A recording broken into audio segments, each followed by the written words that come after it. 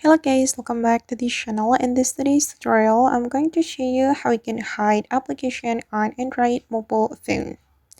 Okay, let's get into it guys. Here I have opened my Android mobile phone, and first thing first, if we want to hide application on our Android mobile phone, we have to go to our home screen. This is my home screen, and we have to tap and hold on any empty area on our home screen, and we can go to the setting.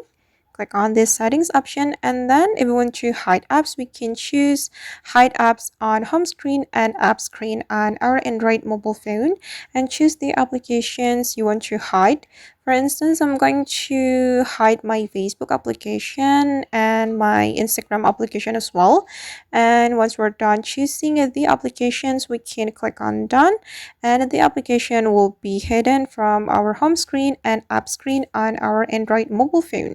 As you can see, there is no Facebook application and Instagram application on my home screen, and on the app screen as well, there's no Facebook or Instagram, as you can see.